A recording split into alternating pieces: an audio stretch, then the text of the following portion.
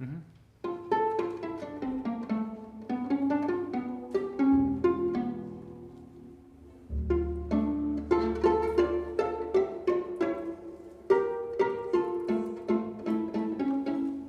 So what key is Bradbury, Bradbury? G sharp minor.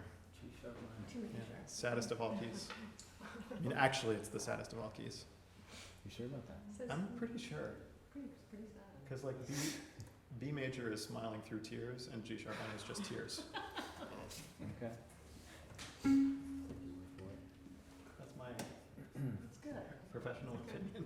There's no like happy music in B major, so when you shift to the relative minor, it's just like Is that why all the operas in such hideous keys to play in? Because they're maybe so. Terrible keys. All the flats and stuff.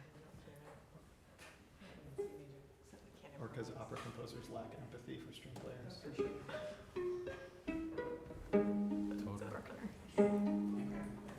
Oh, sure. It is. I'll go through it.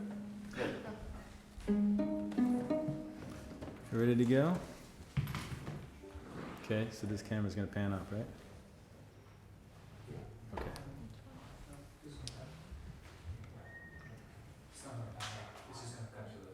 Oh, okay.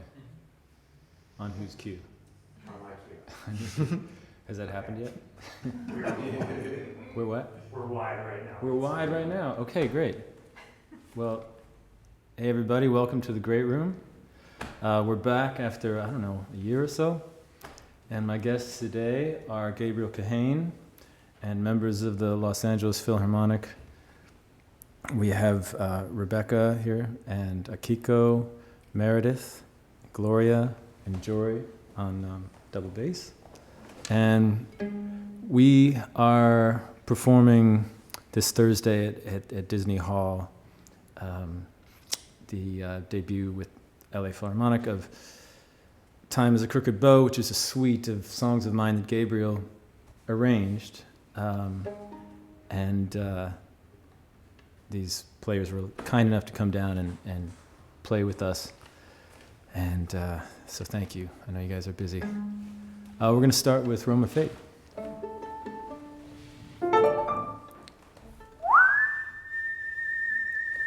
One, two, 3, 4.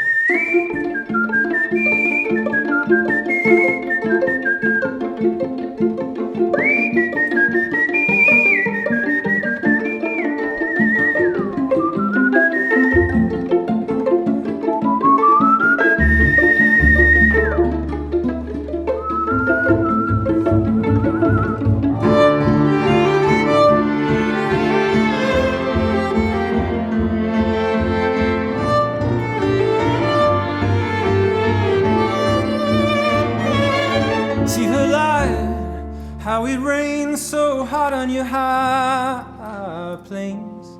See it take such pains that she won't notice you.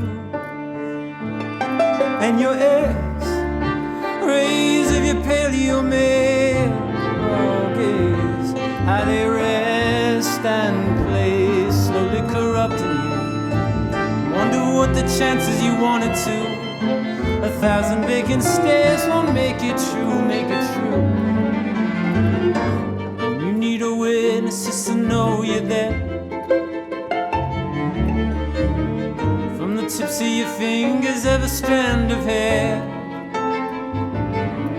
And to know someone's watching you, watching me, watching you, and all that we look upon. You may not know me, but you feel my stare. If she sees you, it changes you, rearranges your molecules. If you see her, it changes her.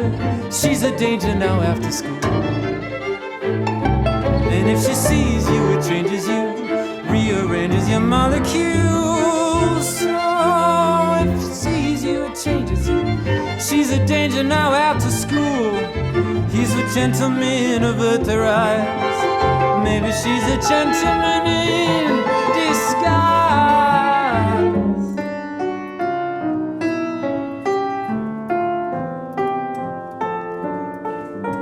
Do you need a witness just to know you're from the tips of your fingers of a strand of hair. And I know someone's watching you, watching me, watching you, and all that we look upon. You may not know me, but you feel my stare.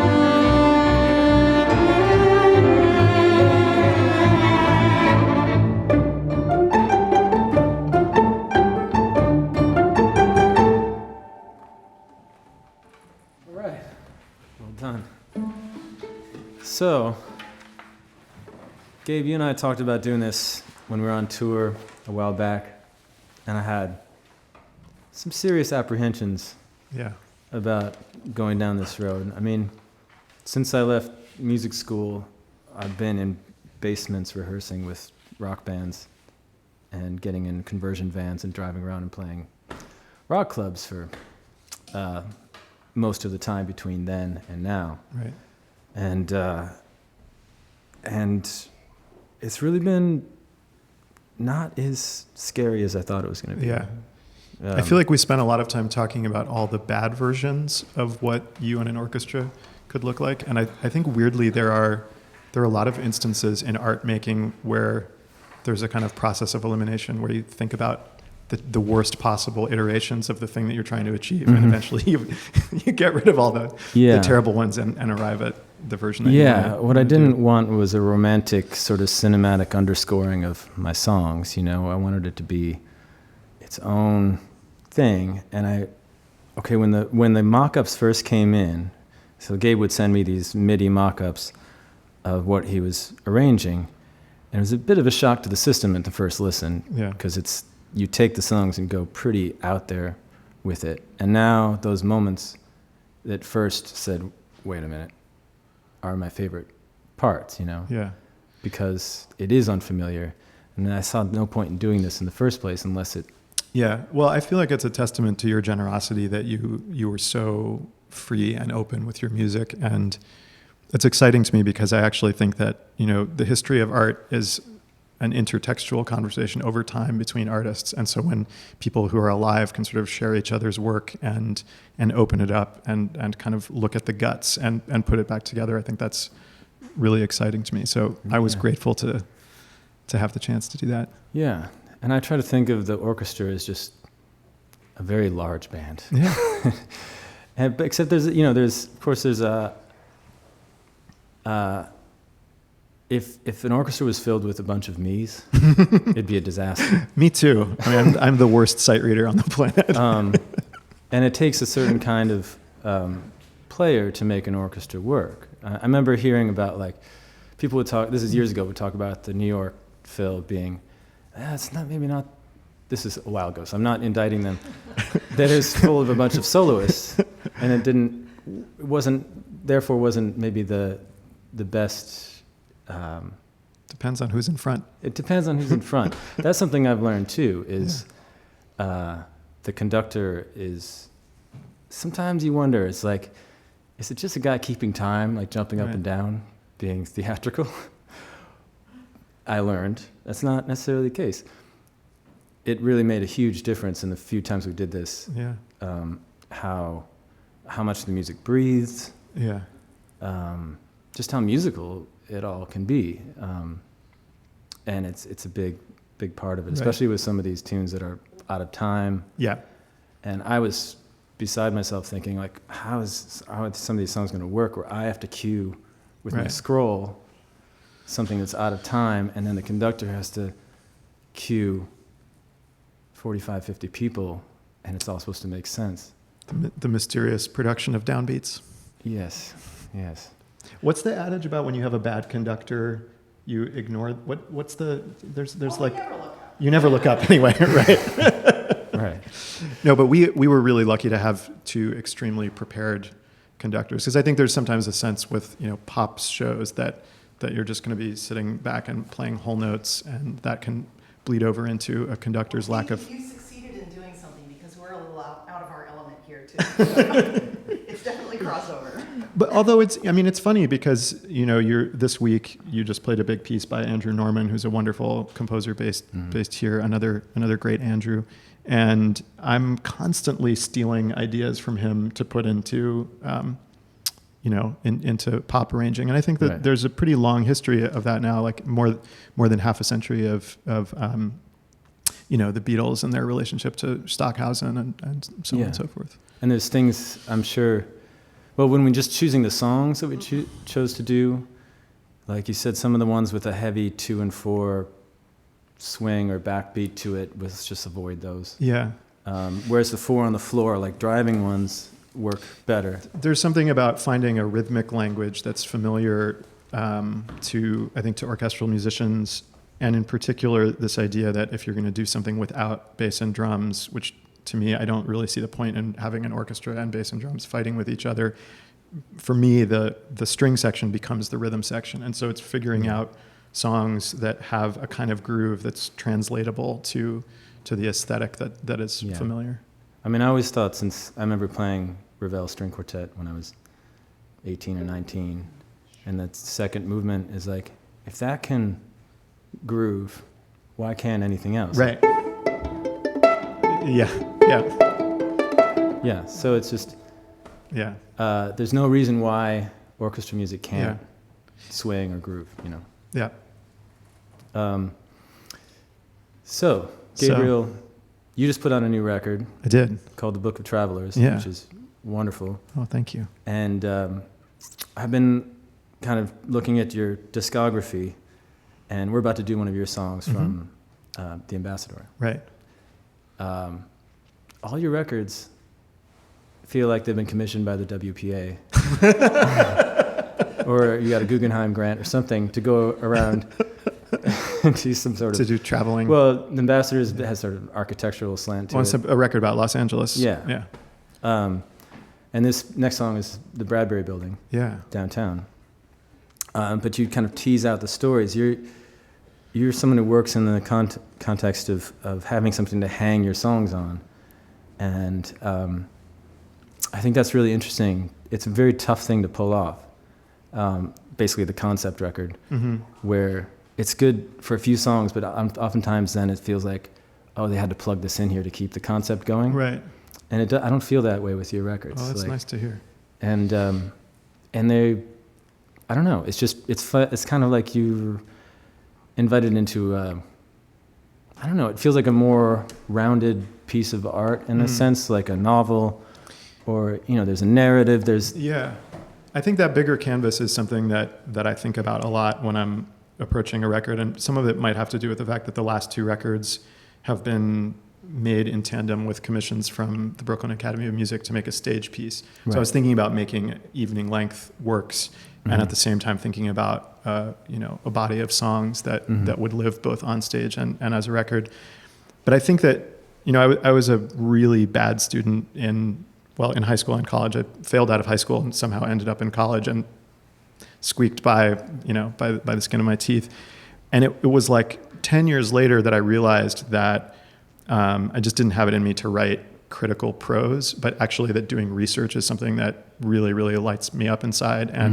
And so almost all of my work now in music starts with research, and I end up with a pile of books that if it toppled over, from my bedside table, I would die. And so I just kind of like read, or sometimes it's about interviews, seeing buildings and so on and so forth until... So whether you're commissioned or not, you give yourself an assignment sometimes. I give myself an assignment. which is Yeah. a good way to just get started, you know? I- Whether or not you stick to that plan or not, I think it's... That was actually something that I picked up from Sufjan when I was doing string arranging for him like 10 years ago. And I was just blown away by his work ethic. And he said, I just give myself assignments and, you know, write 50 songs about X, Y, or Z. And I started thinking about my work in that way probably about 10 years ago. Just give yourself an assignment and do it. Yeah. I think I did that a little bit with Noble Beast because it had a kind of naturalistic, biological slant to it. So I would go on field trips, you know. Yeah. It can take you into some very esoteric places sometimes. But you also, I mean, there are projects of yours and EPs of yours where you are sort of like blowing up one piece, where you have sort of a preoccupation and you're kind of working toward different iterations of the same thing, which I think is related. For sure. Yeah. I mean, you can either... I just find the concepts are good to get things rolling. Right. But the fact that it's all coming out of your brain is sometimes enough. Yep. But anyway, let's get back to the music. Sure. And this is the Bradbury Building. Yeah, which is where Blade Runner was shot. Right. And so I will be the Dutch actor Rutger Hauer as the replicant Roy Batty at the end of the movie. So if you haven't seen it, I'm like bloodied, shirtless, holding a dove in one hand, and Harrison Ford is hanging over the edge of a building by my other hand. Okay, so just be keep careful. that. Just You you got didn't sign that? a release, so What's that? you didn't sign a release. Oh, Yeah, you're good. All right. key of G sharp minor. G sharp minor. Okay. Can you start? 'Cause Sure. You want me to? Sure. I just don't think in G minor. That's fine. Okay.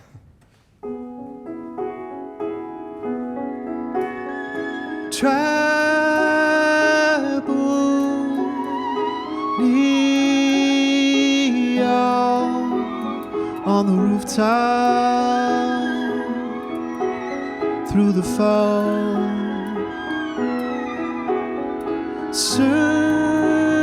Searchlight, white dove. Am I dying? Am I done?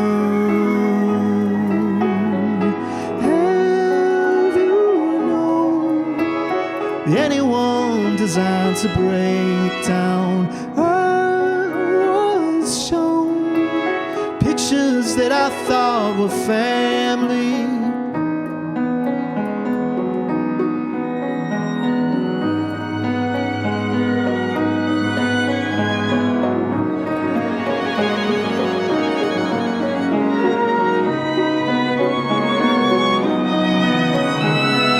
On comes slave ship, all the symbols on the masts, gleaming squalor, decay grown taller through the ceiling, through the glass. Have you known anyone designed to break down? Oh, have you really known anyone at all?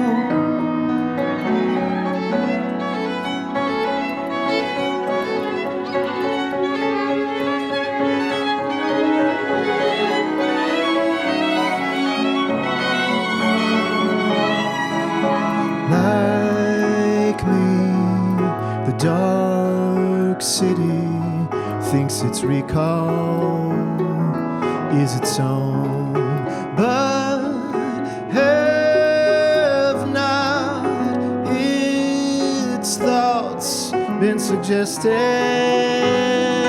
in the bone?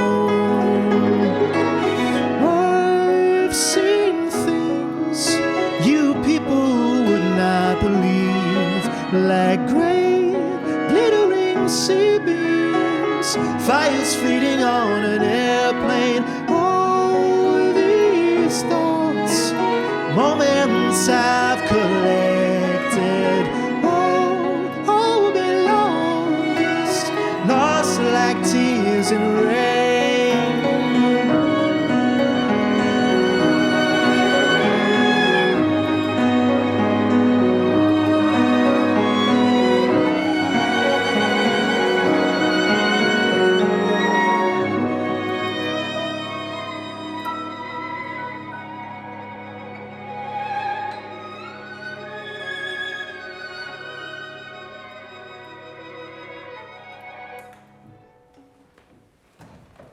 Nice. Cool. All right. So, I think let's do. Sorry, that erased my brain right there. That's cool. Should we do another one of these reduced orchestral?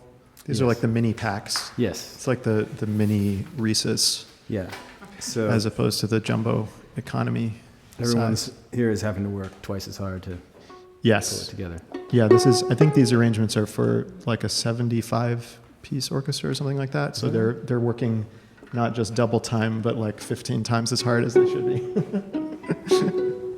So we're going to do Scythian Empires, which is one of my favorite arrangements from this batch. It closes the suite, Times a Crooked Bow, and it again, you've reharmonized almost every chord in this song.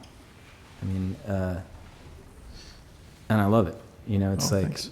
it's. I've been doing this song for, I don't know, 8-9 years, Yeah. and it's just, again, what's the point of just doing things Right, the same right, way Well, I think it's cool that you have that attitude, and I also think that there are these incredibly strong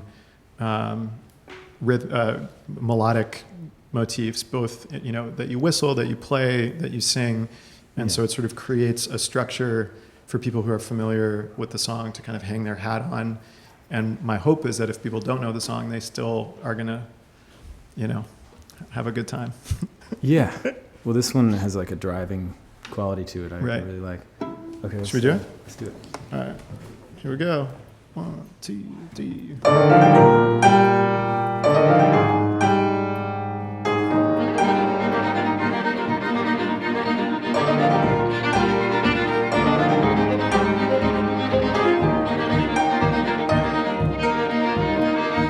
5-day forecast from black tar rains and hellfire. While hand-picked handleless kid gloves tarot the scene. The Halliburton attaché cases are useless, while Scotch Guard Macintoshes shall be carbonized. Now they're offering views of exiting empires, such breathtaking views of Scythian Empire. Scythian Empires, horsemen of the Russian steppe, exiting empire, arches of an afterthought, routed by Sarmatians, forded by the Thracians. Scythian Empire.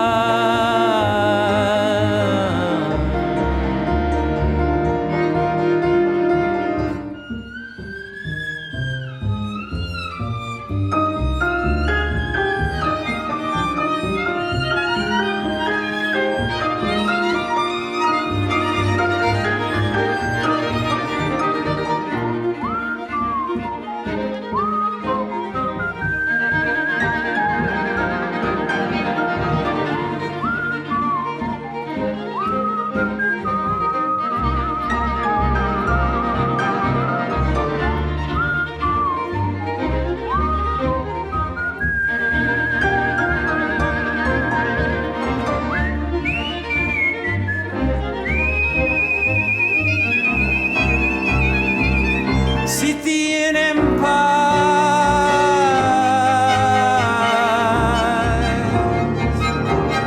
exiting empire, yeah. Scythian Empire,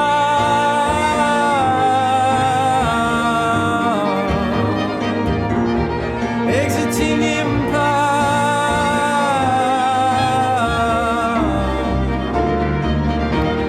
Routed by Sarmatians, forded by the Thracians, Scythian Empire.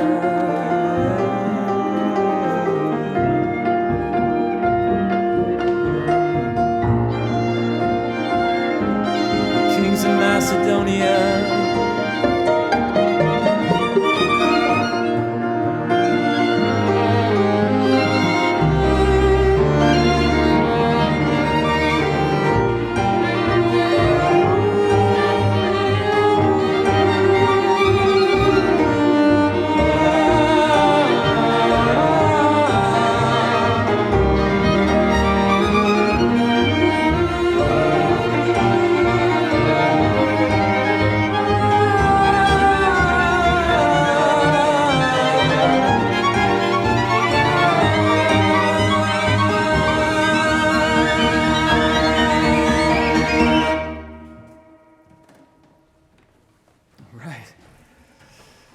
So, I don't know, is that a very typical Pops kind of piece? You have to actually think.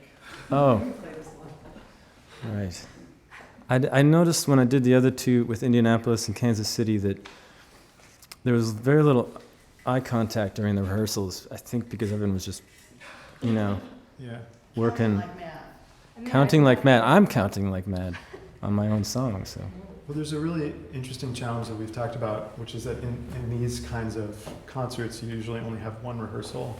And so we're trying to, or I guess my goal was to write at a level of difficulty where by the third time playing through it, you run it, you work spots, and then in the concert, hopefully it gels, because I feel like so often it's just like, to me, it's disrespectful to orchestral musicians to have them sit and saw away at whole notes. But on the other hand, you don't want to write something that's impossible to put together on one rehearsal. And so far, we seem to have Yeah. been okay. Yeah. Definitely. But there's things to be It done. makes for an intense day. It pulling sure does. Together. Because we get maybe an hour on Thursday. Yeah, whole there's like program. a whole Stephen Stuckey piece. Yeah. Yeah, apparently. No, I think we're rehearsing that stuff ahead of you guys. Oh, amazing! So you get- So we get a whole rehearsal. That's awesome. Whoa, Don't hold me on that. It might not be a full rehearsal, but it's more than an hour. Gustavo, if you're listening, we're going to hold you to that. All right. You're going to pick up your guitar. I love this song that we're about to do. Yeah, this is a new song.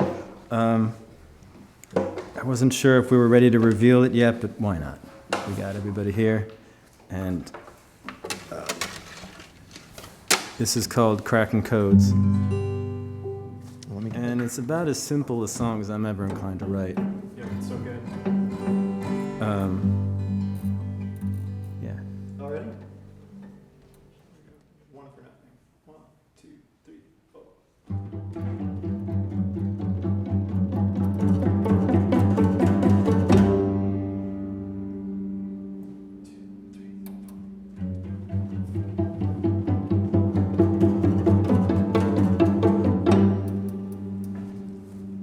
You just have to look into my eyes. You don't need a secret code. No need to play it being despised. And though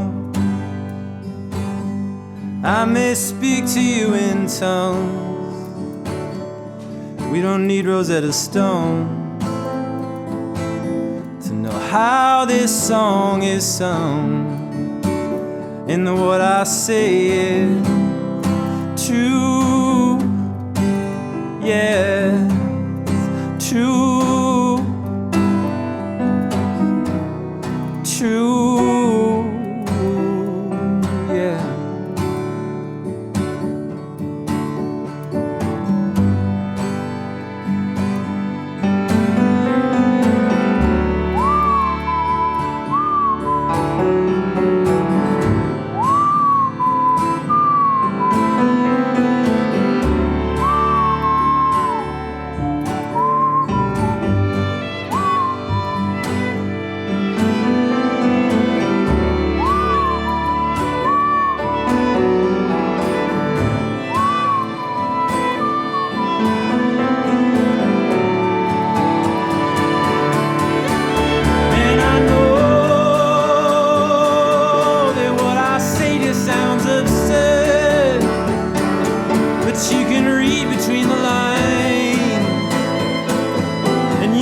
savor every word.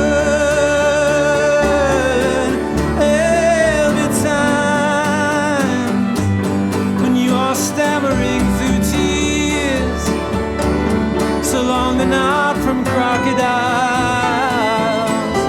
Will be music to my ears, to my ears, to your ears, 'cause what she says true.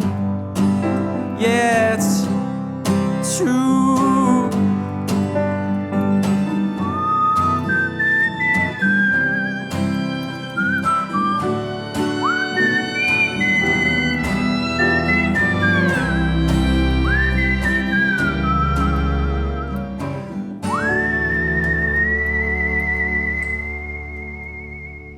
'Cause what I say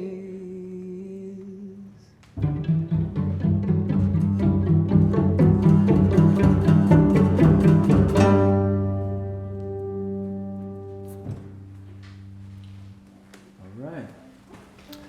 Well, thanks, everybody. Is that it for the orchestra? Yeah, thank you so much for making the time for this. It's really... Releasing some of you on Thursday? Yes.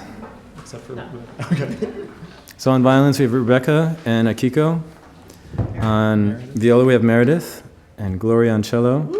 And Jory on double bass. So thanks, everybody, and we'll see you on Thursday. Thanks again. We're going to keep playing, Gabe and I.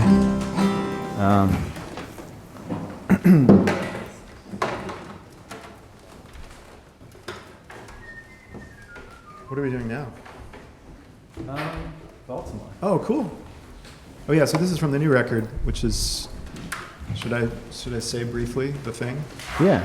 So this is a record I made having to do with a 9,000-mile train trip I took starting the morning after the 2016 presidential election, where I unplugged, no phone, no internet, and I just talked to strangers for 2 weeks in an attempt to kind of understand what was going on in the country. And so the record is kind of a loose diary of that time, and we're going to do a song that's sort of a portrait of someone I met. And we've never played this. We've never played it before. I'm so curious to know what you're going to do. I don't...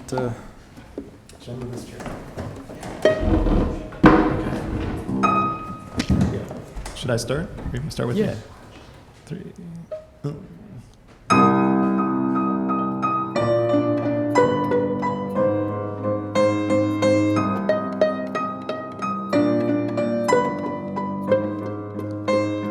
I got the news on the satellite phone. Jason, come home. Jason, dear. I heard it on the forest floor. 6 years of backcountry trails to the lake. Machete and snake. Machete I learned to cradle in the old state park. Roosevelt 33, he had a plan for every young man. Give him an axe and a seed. Give him a pack and a tree. Teach him to care for himself. Give him fresh air for his health. Send money back to family. Back to Baltimore. The tall boy convenience store. The indifferent, the endless war. And I know what that is, and I know what that is, and I don't need it anymore, but I have to go home. Luke was the son of some well-to-do folk. My family was broke, but we became friends. The parking lot, the chewed-up field. I started in the park just as he was going in. A hard 8 to 10 for selling to kids. My mama worked the county jail.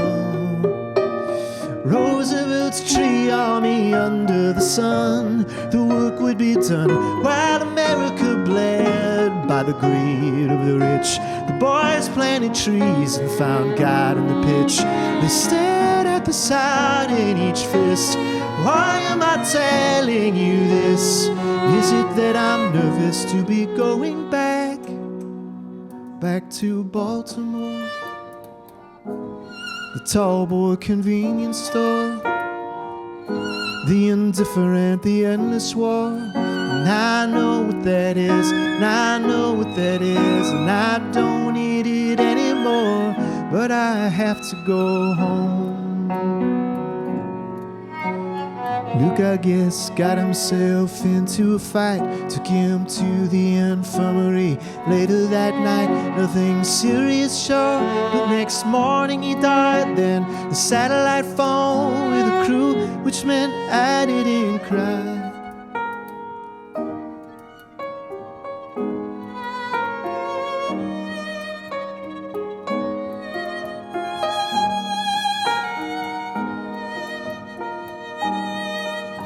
I'm taking the train to take time for my thoughts, pregnant with loss, preparing for all the things that maybe make you feel. I pay my respects and then I'll take a walk the neighborhood block, and then I will leave. Cool. I think your songs get about as far out there as a pop song I can imagine getting. Like, it's such an awesome interval, and to make that work in the context of the song. It's weirdly, it's actually just, I feel like it's register more than it is actually harmony, because like if you, it sounds weirder that way, but if you just, it's the displacement of the notes on the piano, like finding these really big spans. So the chords aren't really that out there. Yeah, it's the just chords aren't chosen. I mean, they're a little weird, but yeah. And that's another thing, you know, like I was saying earlier, listening to music by friends of mine who are more composers and thinking about how they use instruments in fresh ways and trying to take that back into songwriting and see if there's a way to make a case for it. Any motif can be reduced to a pop song context. Yeah. I mean, it can be just a single interval. It does take the tiniest grain of something that grab your ear, as long as it grabs your ear. Right. Which I like that those criteria for. That's what I like. The 3.5 minute pop song. Yeah, totally. Is like it's so. People, I think, have this idea that, you know, writing a 15-minute orchestral piece is like way harder than writing a 3-minute song. But I would argue that, you know, there's no room for error in a song. Right. And if you have 10 seconds of filler in an orchestra piece, no one's really going to notice. But they're going to notice in a pop song. Right. So I saw your multimedia piece performance with this. I think before the record came out, you were doing these with the video, and you told me the whole story behind it. But you were out for how long on the train? It was just 13 days, starting November 9th, day after the election. And you were just obviously you don't have too much problem like with social anxiety, because you're just sitting down with people and engaging them in conversation. Yeah, I mean, recording them? No, I didn't record them. Okay. I think, you know, my mom's a psychologist, and she has this kind of uncanny gift for getting people to sort of open up to her, and I think I have like 2% of that from her. And yeah, I mean, I think I just had the sense that our digital world, I mean, this is in no way an original thought, but just that the digital space was tearing us apart and making us feel more divided than we actually are, which is not in any way to explain away the real differences that exist. But I found, you know, in sitting down and breaking bread with people, literally breaking bread with people across a table in an Amtrak car, that there's a lot that does bind us when we're able to connect face to face. Yeah, I'm writing about this similar things, you know, right now with this new record. Right. And which is great. I can't wait for people to hear it. Thanks. It'll be a couple months, but just the two narratives are so they're almost actually the same, but they're being fed in different ways to people. They're absolutely the same. Yeah. And the different news outlets are just sort of playing. It's like there's a game being played here. Yeah. I think people have to remember that And there's a lot of money being made from that game. exactly. That's exactly what I was going to say. People profit from difference and from polarization, Yeah. and we have to resist that I while also remember fighting for talking to my truth dad and about, justice. like, a possible scenario of Trump maybe not abdicating when the time comes, right. and there being some. I was just going to an I was in a bad mood, and I was, I was not. I'm not interested in being provocative with Yeah. family members, but I explained the scenario of, like, Trump not leaving office and there being some sort of armed Right. coup, and he says, "Wait a minute, where are you getting your information? That's what they've been telling us is going to happen on your end." Wow. And then he says, "You and your Antifa." And I'm like, I don't know. I don't know from Antifa, really. It's not. I'm not going down to Antifa Right. meetings and Right. whatever. It's anti-fascist. Right. Who can argue with that? Yeah. Anyway, Well, I mean, I Awesome. think at root we're already the sad reality is that we are in a civil war. It's not a war with weapons, but Right.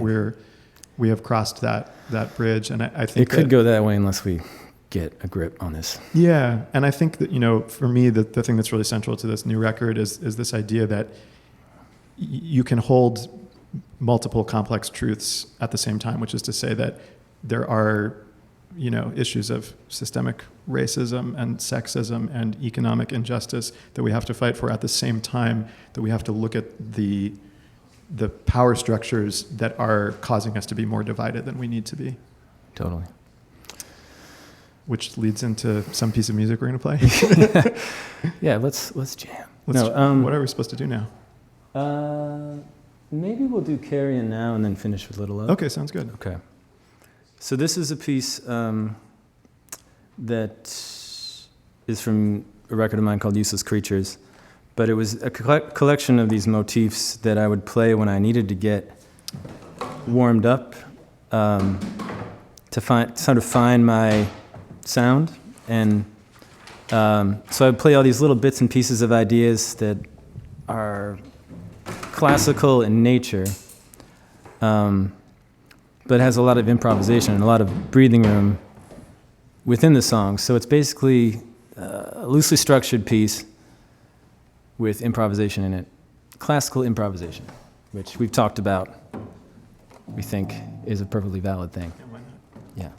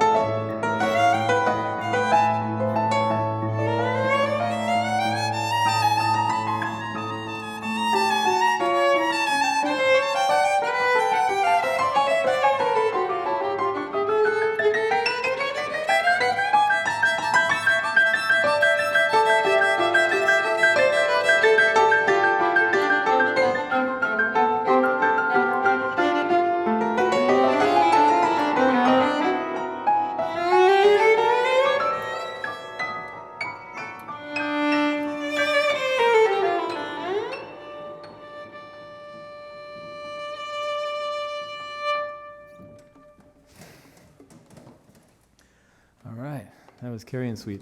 It is one of the things that's I love about the show. It's incredibly challenging. Is the switching gears between conversation Yeah. and the different parts of the brain you're using, Right. all within live in front of thousands of people. Totally. And it is kind of tough to go from rote to this. Yeah. Yeah. I felt we found a couple moments, Uh-huh. but Don't apologize. I'm Let's not. not apologize for our work. No. I'm That having a wasn't great my. time. That wasn't. It wasn't That's an not where you were apology. going from. Oh. Yeah. It's also funny that before we knew each other, this house where you live, I've been staying a 2-minute walk Yeah. from here for like 8 years. Mm-hmm. And then we met maybe 2 years ago, and now here we are Here we are. playing music.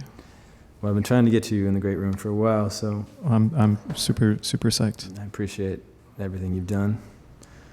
Likewise, I'm so excited for Thursday. Yeah. Should we do? Let's finish One more up time, with one more time. another song from Book Yeah. of Travelers. This one is called Little Love, and it's just I kind of it's similar to Cracking Codes in a sense. Like on both of our records, it doesn't fit into the scheme of everything else, Yeah. but sometimes you just gotta Sometimes go when you with the write concept a simple song, yeah, let it go. yeah.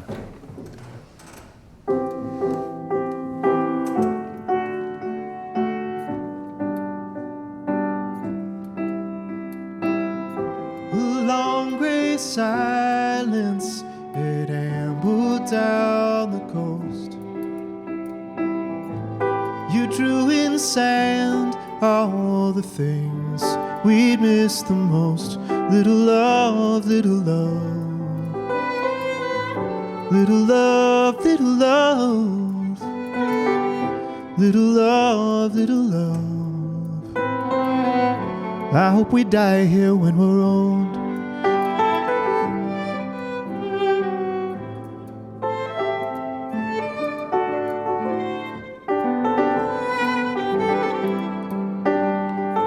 We'll case the shore to record this holy place. White cliffs and starfish, the tide like ruined lace. Little love, little love. Little love, little love. Little love, little love. I hope we die here when we're old.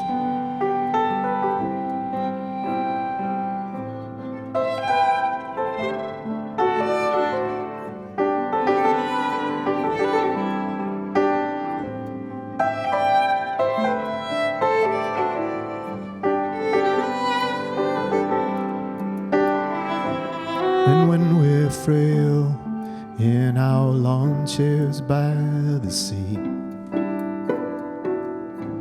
all shrunken hands, twisted spines, and halting speech, we'll listen for the long gray silence to gather and increase. When it does, we'll close our eyes and rest in narrow peace. Little love, little love. Little love, little love. Little love, little love. I hope we die here when we're old. Little love, little love. I hope we die here when we're old.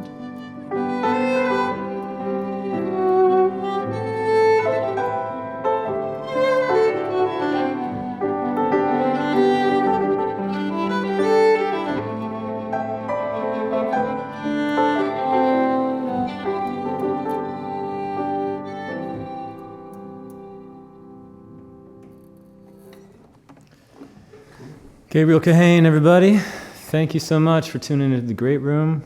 We're going to ease back into these for the rest of the year and do more of them in the next year. So look forward to seeing you in the future. Thanks for everybody coming. for working on this. Good job.